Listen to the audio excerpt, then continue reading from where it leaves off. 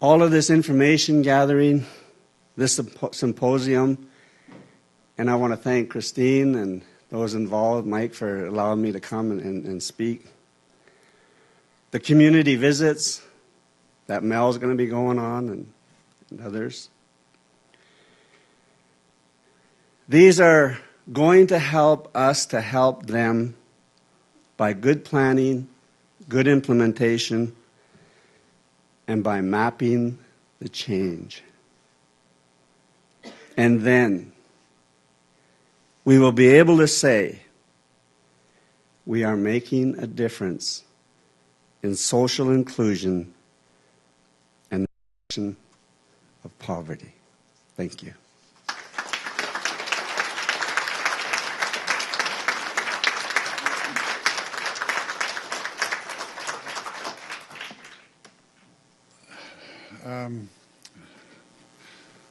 Thank you, Andy, and about all I can muster is, phew, revelatory, heartfelt, inspirational, all of those things.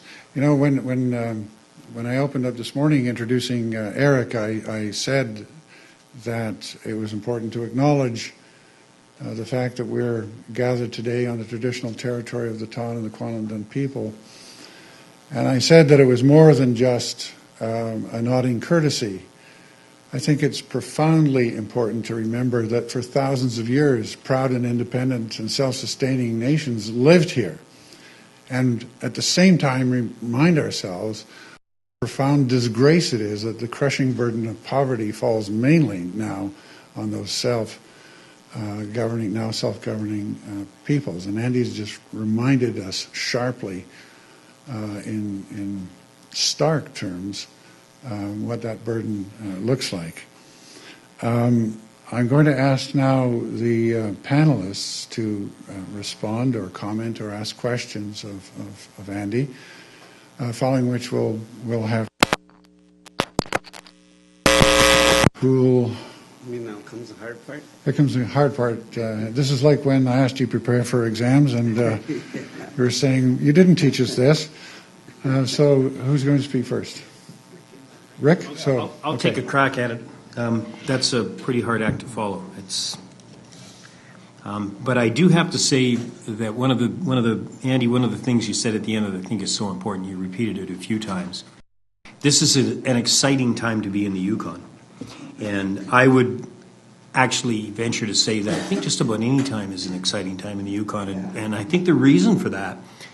One of my friends before I moved up here said to me, I was working in government in Alberta at the time, where, boy, you want to talk about throwing roadblocks up, they can do it down there better than anybody else.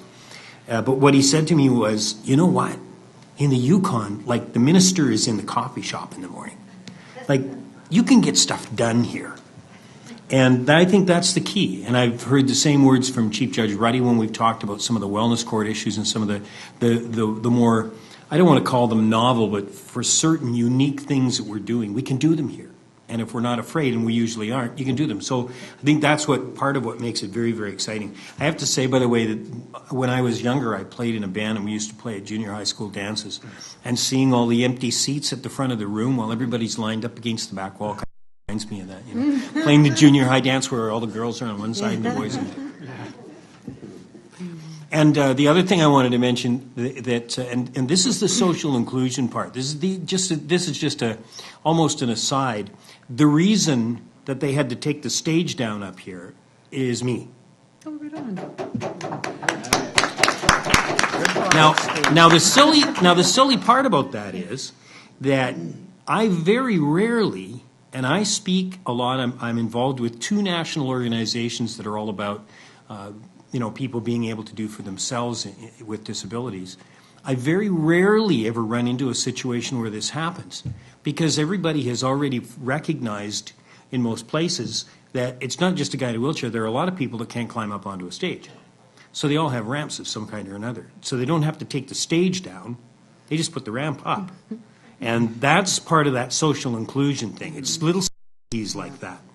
I like to call them changing social norms. It's like the stigma around folks that are street people, if you will. And we know, I think if any of you have talked to folks who are involved in that very much. And Andy, I thought you nailed it. Most of those folks that are out there aren't there by choice. And yet if you ask people, and I remember in Edmonton one time by a mission, one of the other managers, government managers I was talking to, that I said, we don't do anything about this. You know, our department has a motto of ready, willing, and able, and we'll be there for you.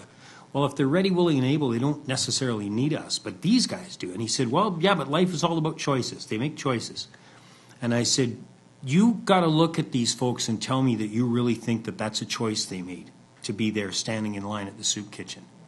So that's part of that social stigma, and it's part of the social norms that I really feel, you know, is really important for us to look at when we're looking at where the whole social inclusion starts from.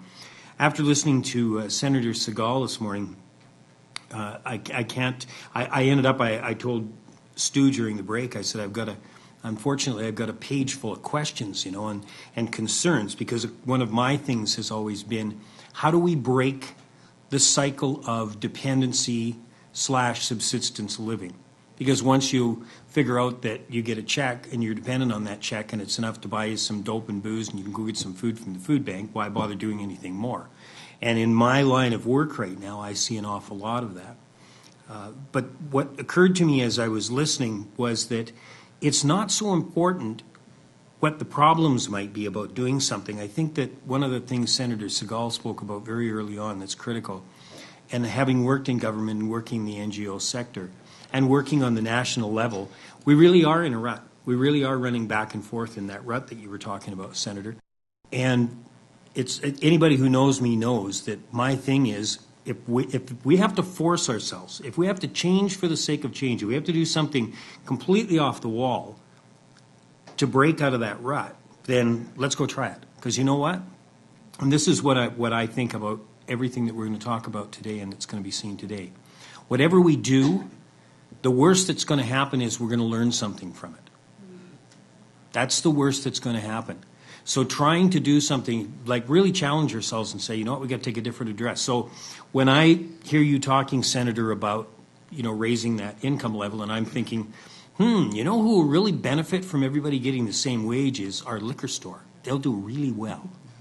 But at the same point in time, who am I to start sticking that up as a barrier? You know, maybe that's what we need to do, is try this and see what happens. And I heard somebody say during the break, maybe put somebody at a level they've got some self-confidence and they've got some self-esteem, and it will change their lives and the way they address things, and it will get them where they don't feel like they have to escape.